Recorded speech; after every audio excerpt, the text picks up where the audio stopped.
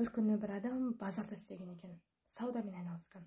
Яғни өмірі бақи, өмірінің соңына дейін картошка сатқан, пияз сатқан, сәбіз сатқан деген сияқты базарда жұмыс істеген кісі.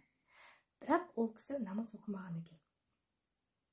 Сөйтіп қайтыс болатын кезінде, аузынан жаны шығып жатқан кезінде, өзі сол жұмыс жасап жатқан жерінде құлаған екен ол кісі. Сөйтіп барған кезінде, адамдарға барған кезінде, жаны алқамына келіп тұрғанның өзінде ол айтқан екен, 1 кило картошка, 2 кило сәбіз бер, 450 теңге деген сияқты қылып, солай айтып қайтыс болып кеткен екен. Тағы бір мысал. Бір жерде бір стройкада істейтін, яғни қыш құятын бір кісі болған екен, ер азамат. Яғни сол жерде бригадир, өмірінің соңына дейін бригадир болған екен да. Сөйтіп жаңағы лай құяды, қыш қояды үстіне, лай қояды, қыш қояды үстіне, ананы алып кел, мынаны алып кел. Соны өмір бақи сол жұмысты істеп, сөйтеді екен да, күніге де жаңағы жұмысшылары лай бітті, қыш бітті деп айтқан кезінде ля илаха илlallah Мұхаммад Расулалла, болды, онда жұмысымыз бітірейік деп, амин деп, әр күніге солай істейді екен. Яғни күніге жұмысқа барады, қышы бітеді, лай бітеді, ля илаха илlallah Мұхаммад Расулалла деп жұмысын бітіреді екен.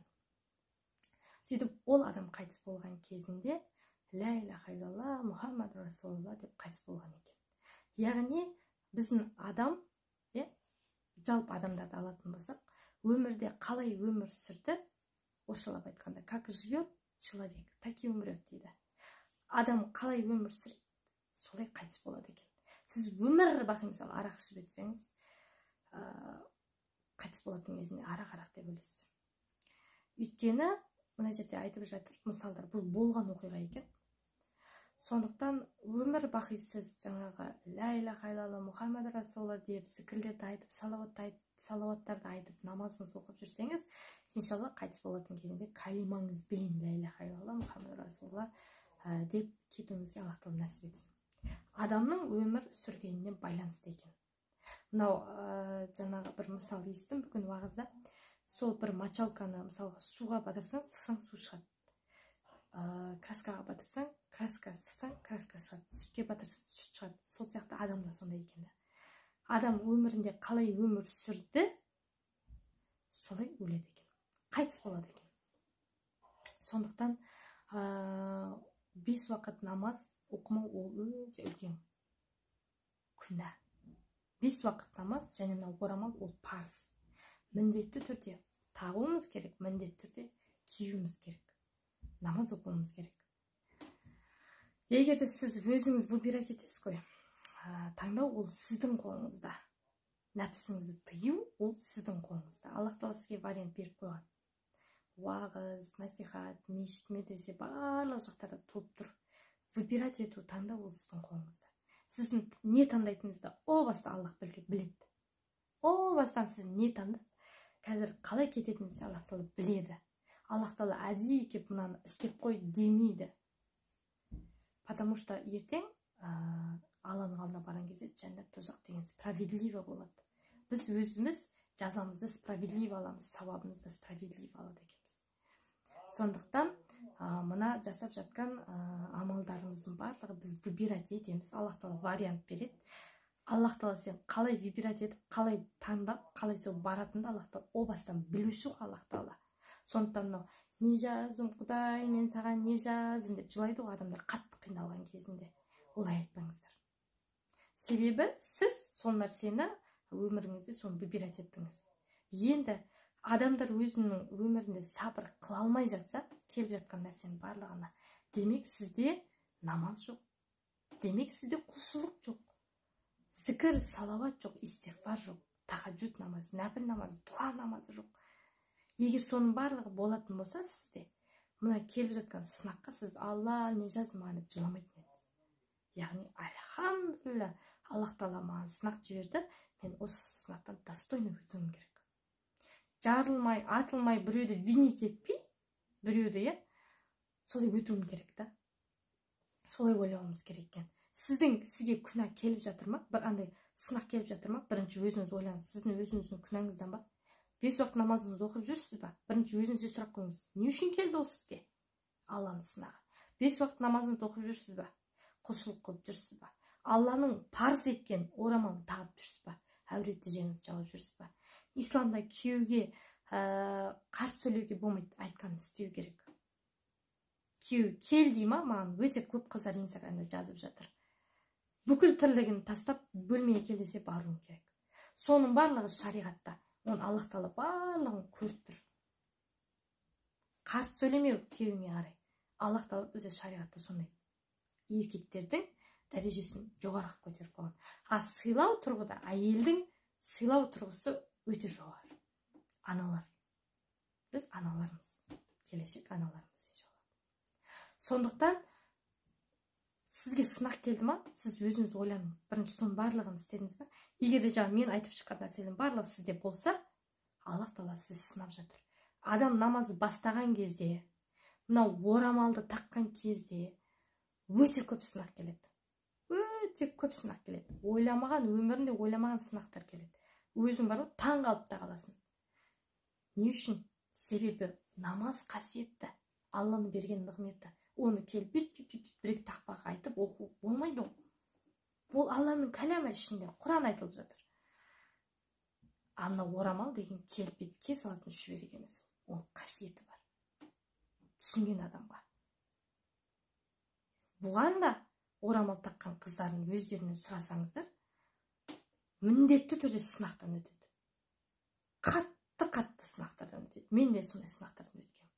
Мен қазір, альхамдулилля, орамал жайында менде қазір сынақ жоқ. Енді адамдар айтады, енді араб қол, анау деп. Ол сынақтар емес, өзіме жеке келген сынақтар, мысалы, болған менде. Қатты сыналған менде кезінде, уақытысында. Сол үшін Алланың нығметіне келу бірден оңай емес. Мына жердегі ниетке, жүректегі ниетке Аллах Тағала қарайды. Сіз не выбирать етесіз? Мысалы, сіз мені қазір тыңдай да аласыз, и тыңдамай да қоя саласыз. Өз еркіңіз. Аллах Тағала біледі сіз қазір не таңдайтыныңыз. Либо сіз мені көресіз, либо қалаулым көресіз. Қалаулым көретін болсаңыз, сіз сауап жинамайсыз ғой ол жерден. Уағыз тыңдаңыз. Қабылбек ұстаз бар, Арман Қуанышбаев бар, Абдуғапар Сманов бар. Уағыздарын тыңдаңыздар. Сондықтан қазір аузымызға шайнап барлығын дайындап берген. Сол нәрсені істей алмаймыз. Сол үшін сіздің өмір сүруіңіз, мына құлшылығыңызды көтеру, выбирать ету, иншалла құлшылықпен, кәлімемен өту, ең соңғы сөзіңізде кәлима болу үшін біз тырысуымыз керек, білесіз ба? Мына Алланың жаратқан мақұлықтарына, жан-жануарлардың барлығына біз мейірімділік танытуымыз керек. Келе жатсыз ба? Жолда мысалы бір ит келе жатса, тамағыңыз болса беріңіз деген сияқты. Қазір мысалы қыс ауасында қарғаларды айтатын болсақ, мен кеше ғана соны TikTok каналымда салдым. Мысалға шымшық қарғаларға мысалы тамақ қай жерден алады? Қыс ауасы қазір. Алланың қалауымен мынау жеп өткен нандарыңыз, ұнтақтарыңыздың барлығын далаға барып бір адам баспайтын жерге қойсаңыз, жеп кетеді, алып кетеді. Әйелдер, жер үйде тұратын әйелдер, мен өзім жер үйде тұрамын. Қатқан нандарға су жібітіп қойып қоям. Алланың қалауымен талас тұрып жеп қояды. Ол да бір садақада, ол да бір сауап амал. Алланың жаратылыстарында мейірімділік таныту деген соны айтады.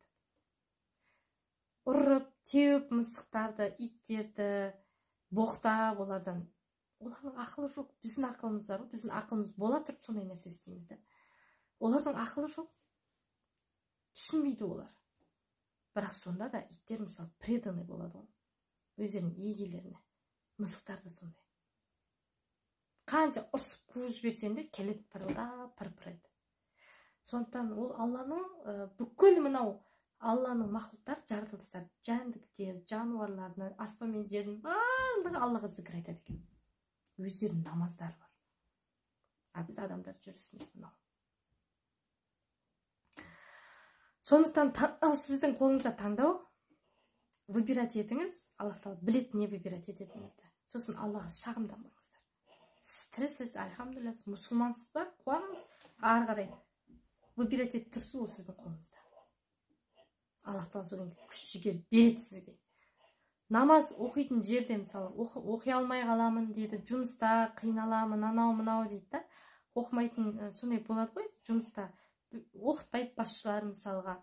Ол біздің Қазақстанда ясное дело, мысалы кейбір жұмыс орындарда мысалға намаз оқуға болмайды. Мектептерде мысалы орамал таға алмайсың деген сияқты.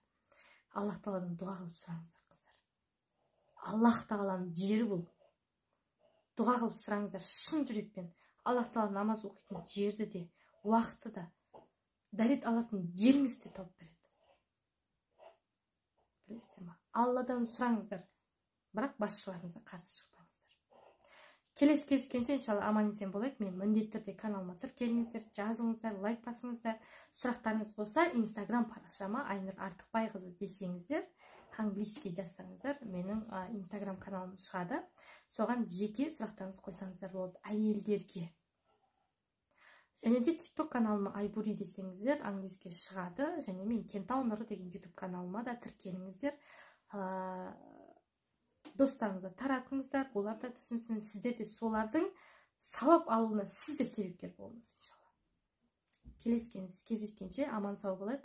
Жылы комментарийларыңызға Аллах тағала әр комментарий жазып жатқанның дұға тілектерін барлық қабыл етсін. Рахмет сіздерге, Алла разы болсын. Мен оқып рахаттанам. Рахмет сіздерге, Алла разы болсын. Келесі кездескенше еліміз тыныш, аман болайық. Апаттардың барлығынан аман сақтасын Алла.